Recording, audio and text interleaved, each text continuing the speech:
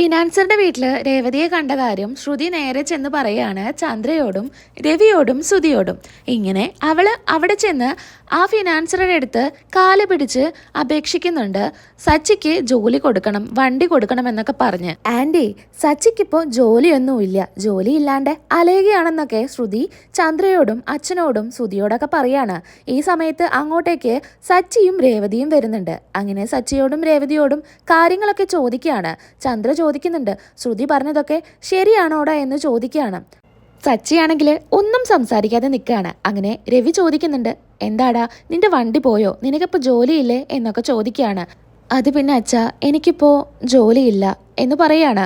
ഇത് കേൾക്കുമ്പോൾ ശ്രുതി പറയുന്നുണ്ട്, ഓഹോ നിനക്കിപ്പോൾ ജോലിയില്ല, ഞാനിവിടെ വെറുതെ ഇരിക്കുമ്പോൾ നീ എന്തൊക്കെയാ പറഞ്ഞിരുന്നത്, ഇപ്പം ഞാനാണ് ഇവിടെ കറക്റ്റായിട്ട് ജോലിക്കൊക്കെ പോകുന്നത് എന്നൊക്കെ പറയാണ്. ഇത് കേൾക്കുമ്പോൾ രേവതിക്കാകെ സങ്കടം വരുന്നുണ്ട്.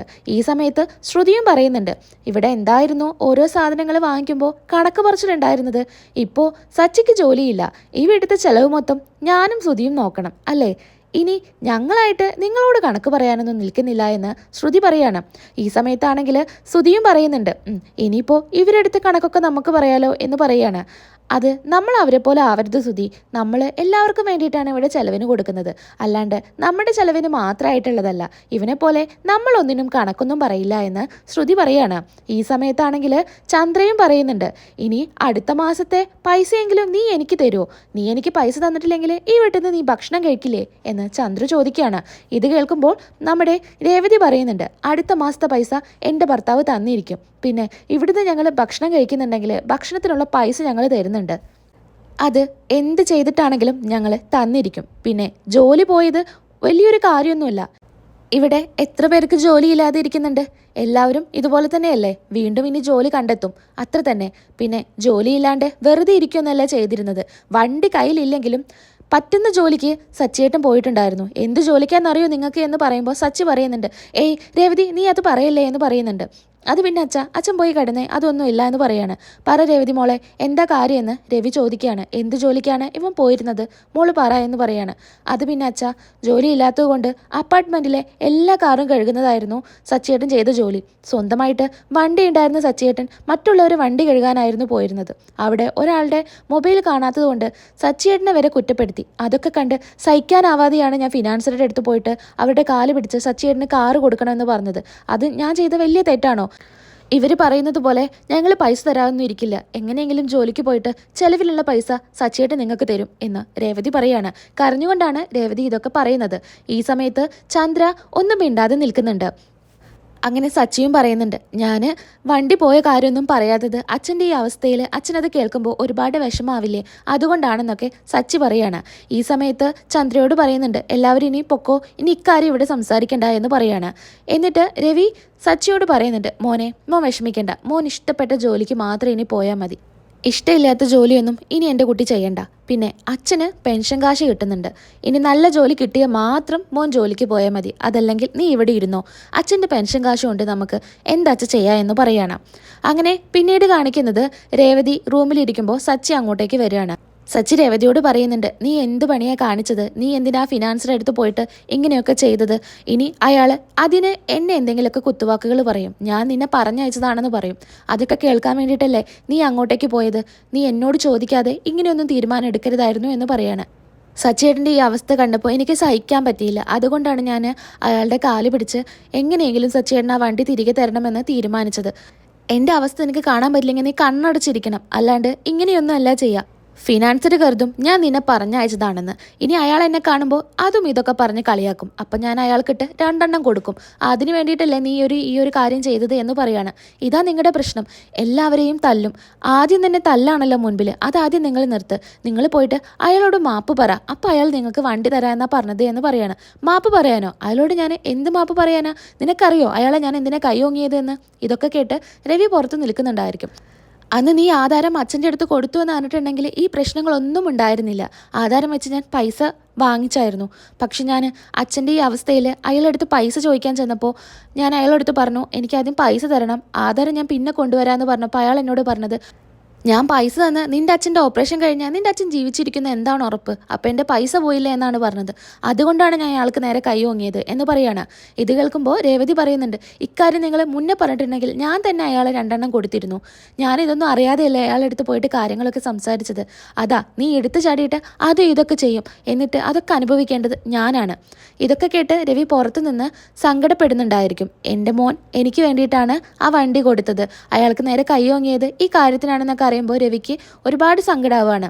എങ്ങനെയെങ്കിലും സച്ചിക്ക് ആ വണ്ടി തിരികെ വാങ്ങിച്ചു കൊടുക്കണമെന്ന് കരുതിയിട്ട് രവി സച്ചിയുടെ ഫ്രണ്ട്സിനെ കൂട്ടിയിട്ട് അയാളെ അടുത്തോട്ട് ചെല്ലുകയാണ്. രവി അടിക്കാൻ നോക്കിയ ഫിനാൻസർ അടുത്തോട്ടല്ല ചെല്ലുന്നത്, വേറൊരാളെടുത്തോട്ടാണ് ചെല്ലുന്നത്. അങ്ങനെ അവിടെ ചെന്ന് അയാളെടുത്ത് പറയുന്നുണ്ട്, എൻ്റെ സച്ചിക്ക് ഒരുപാട് പ്രിയപ്പെട്ടതാണ് ഈ വണ്ടി, അവൻ്റെ അച്ഛൻ അവന് വാങ്ങിച്ചു കൊടുത്തതാണ്. ആ വണ്ടിയിൽ ഒരു പോറൽ പോലും അവൻ ഏൽക്കാൻ സമ്മതിക്കാറില്ല, അത്രയ്ക്കും ഇഷ്ടമാണ് ആ വണ്ടി. എനിക്ക് ആ വണ്ടി തിരികെ തരണം. സാർ അവന് കൊടുത്ത പൈസ ഞാൻ തിരികെ തരാം, ഈ വണ്ടി എനിക്ക് തരണം. എന്നോട് പറഞ്ഞിരുന്നു അച്ഛൻ്റെ ഓപ്പറേഷന് വേണ്ടിയിട്ടാണ് പൈസ എന്നൊക്കെ. ഇപ്പം എങ്ങനെയുണ്ട് എന്നൊക്കെ അയാൾ ചോദിക്കുകയാണ്. കുഴപ്പമൊന്നുമില്ല, പക്ഷേ ഈ വണ്ടി എനിക്ക് തിരികെ തരണം എന്ന് പറയാണ്. അത് പിന്നെ ഞാനിപ്പോൾ മേടിച്ചിട്ട് കുറച്ചല്ലേ ആയുള്ളൂ, ഉപയോഗിക്കാൻ തുടങ്ങിയിട്ടേ ഉള്ളൂ. പിന്നെ ഞാൻ ഇതിൻ്റെ മുകളിൽ ഒരുപാട് പൈസയും വീണ്ടും ചിലവാക്കി. ഞാൻ സർവീസ് ചെയ്തിട്ടും കാര്യങ്ങളൊക്കെ ഇതിൻ്റെ മുകളിൽ വീണ്ടും പൈസ ചിലവാക്കിയതാണ്. അപ്പോൾ ദയവ് ചെയ്ത് ഈ വണ്ടി എനിക്ക് തിരികെ തരണമെന്ന് പറയാണ്. ഇതിപ്പോൾ ഞാൻ 4 ലക്ഷത്തിനാണ് വാങ്ങിച്ചത്, പക്ഷേ ഒരു 5 ലക്ഷം തരുകയാണെങ്കിൽ ഞാൻ ഈ വണ്ടി തരാമെന്ന് ഫിനാൻസർ പറയാണ്. അയ്യോ നിങ്ങൾ എന്താ ഇങ്ങനെ പറയുന്നത്, 5 ലക്ഷമോ, വാങ്ങിച്ചതിലും 1 ലക്ഷം കൂടുതലോ എന്നൊക്കെ ചോദിക്കുകയാണ്. നിങ്ങളുടെ സാഹചര്യം എനിക്ക് മനസ്സിലാവും, പിന്നെ സച്ചി നല്ലൊരാളാണെന്നും എനിക്കറിയാം. എന്നാൽ നിങ്ങളൊരു 4.5 ലക്ഷം എനിക്ക് തരണം, എന്നാൽ ഈ വണ്ടി തരാമെന്ന് പറയണം. എന്നാൽ ശരി, ഞാൻ പൈസ റെഡിയാകുമ്പോൾ വരാം, ഈ വണ്ടി ഞങ്ങൾക്ക് തിരികെ തരണമെന്ന് പറഞ്ഞ് രവി അവിടെ നിന്ന് പോവുകയാണ്. അങ്ങനെ രവി ഫ്രണ്ടിനോട് പറയുന്നുണ്ട്, സച്ചിയുടെ ഫ്രണ്ടിനോട്, നീ ഇത് അവൻ്റെ അടുത്ത് പറയണ്ട, അവന് നമ്മൾ മോഹം കൊടുത്തിട്ട് പൈസ റെഡി ആയില്ലെങ്കിലോ, ഇതൊക്കെ റെഡി ആയതിനു ശേഷം അവനോട് കാര്യങ്ങൾ പറയാമെന്ന് പറയാണ്. അതിനുശേഷം പിന്നീട് രാത്രി ചന്ദ്ര രവിയുടെ അടുത്തോട്ട് വരുന്നുണ്ട്. രവിയോട് ശ്രീകാന്തിൻ്റെ കാര്യം പറയാനായിട്ടാണ് ചന്ദ്ര വരുന്നത്. എങ്ങനെയെങ്കിലും ശ്രീകാന്തിനെയും ഭാര്യയെയും വീണ്ടും വീട്ടിലോട്ട് കൊണ്ടുവരണമെന്നാണ് ചന്ദ്രയുടെ തീരുമാനം. അങ്ങനെ ചന്ദ്ര വന്ന് കാര്യങ്ങൾ പറയാൻ നേരത്ത് ചന്ദ്ര ചോദിക്കുന്നുണ്ട്, നിങ്ങൾ എന്താ മരുന്ന് കഴിച്ചില്ലേ എന്ന് ചോദിക്കുകയാണ്. മരുന്ന് എന്താ ഇത്ര നേരമായിട്ടും കഴിക്കാത്ത, ഇതാ മരുന്ന് ഇതാ എന്ന് പറയാണ്. എന്നാൽ രവി പറയുന്നുണ്ട്, എനിക്ക് നിന്നോടൊരു കാര്യം പറയാനുണ്ടെന്ന് പറയാണ്. അപ്പോൾ ചന്ദ്രയും പറയുന്നുണ്ട്, എനിക്ക് നിങ്ങളോടൊരു കാര്യം പറയാനുണ്ട്, ശ്രീകാന്തിൻ്റെ കാര്യമാണെന്ന് പറയാണ്. ശ്രീകാന്തിൻ്റെ കാര്യമാണെന്ന് പറയുന്നതും രവി ദേഷ്യപ്പെടുന്നുണ്ട്. ശ്രീകാന്തിൻ്റെ കാര്യം ഒന്ന് മിണ്ടാതിരുന്നോ നീ, അവനവൻ്റെ ജീവിതം നോക്കി പോയതല്ലേ, ഇനി അവൻ്റെ കാര്യം ഇവിടെ പറയരുതെന്ന് പറയാണ്. ഇത് കേട്ടാണെങ്കിൽ ചന്ദ്ര മിണ്ടാതെ നിൽക്കുന്നുണ്ട്. അങ്ങനെ രവി പറയുന്നുണ്ട്, എനിക്ക് നിന്നോട് കാര്യം പറയാനുള്ള എന്താണെന്നറിയോ, ഞാൻ എൻ്റെ അമ്മയെയും അച്ഛനെയും കണ്ടാണ് പഠിച്ചത്. നീ എന്നോടൊരു കാര്യം ചോദിച്ചിട്ടല്ല തീരുമാനിക്കാറ്, പക്ഷേ എനിക്ക് നിൻ്റെ അടുത്ത് കാര്യങ്ങളൊക്കെ ചോദിക്കണ്ടേ. എനിക്ക് നമ്മുടെ വീടിൻ്റെ ആധാരം വേണമെന്ന് പറയാണ്. അതെന്തിനാ നിങ്ങൾ എന്നോട് ചോദിക്കുന്നത്, നിങ്ങളുടെ കയ്യിൽ തന്നെയല്ലേ വീടിൻ്റെ ആധാരം. അല്ല, ഞാൻ നിൻ്റെ അടുത്ത് എല്ലാ കാര്യങ്ങളും ചോദിക്കണ്ടേ, അത് കരുതി ചോദിച്ചതാണ്. വീടിൻ്റെ ആധാരം ഞാൻ എടുക്കുകയാണ്. സച്ചി എൻ്റെ ആവശ്യത്തിന് വേണ്ടിയിട്ടാണ് കാറ് വിറ്റ് ആ പൈസ വാങ്ങിച്ചത്. അവനിപ്പോൾ ജോലിയില്ലാതെ നിൽക്കുന്ന ഒരു സമയമാണ്.